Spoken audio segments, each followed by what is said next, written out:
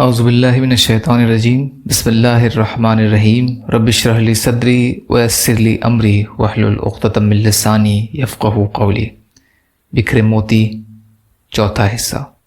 حضرت ابو قلابہ رحمۃ اللہ علیہ فرماتے ہیں کہ جب اللہ تعالیٰ نے ابلیس پر لعنت نازل فرمائی تو اس نے ڈھیل طلب کی اور کہا کہ تیری عزت اور تیرے جلال کی قسم کہ ابن آدم کے جسم میں جب تک روح رہے گی میں اس کے دل سے نہ نکلوں گا۔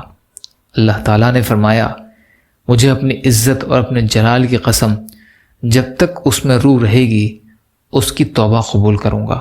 ایک مرفوع حدیث میں اس کے قریب مروی ہے، بس ان تمام احادیث سے معلوم ہوتا ہے کہ جب تک بندہ زندہ ہے اور اسے اپنی حیات کی امید ہے تب تک وہ اللہ تعالیٰ کی طرف جھکے توبہ کرے تو اللہ تعالیٰ اس کی توبہ قبول فرماتا ہے اور اس پر رجوع کرتا ہے۔ اللہ تعالیٰ علیم اور حکیم ہے۔ ہاں، جب زندگی سے مایوس ہو جائے، فرشتوں کو دیکھ لے اور روح بدن سے نکل کر حلق تک پہنچ جائے، سینے میں گھٹنے لگے، حلق میں اٹکے، غرغرہ شروع ہو تو اس کی توبہ قبول نہیں ہوتی۔ تفسیر ابن کثیر۔ یا اللہ ہم سب کو کہنے سننے سے زیادہ عمل کی توفیق عطا فرما۔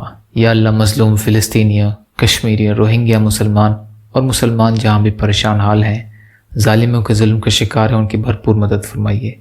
ہم سب کو اپنی استطاعت کے بقدر اپنا حق ادا کرنے والا بنائیے۔ یا اللہ صبر کرنے والا، شکر کرنے والا اور اچھی طرح عبادت کرنے والا بنائیے۔ جو مانگا وہ بھی عطا کر دیجیے، جو بھول گئے وہ بھی عطا فرمائیے۔ ربنا تقبل منا انک انت السمیع العلیم برحمتک یا ارحم الراحمین۔ لا الہ الا اللہ محمد رسول اللہ۔ السلام علیکم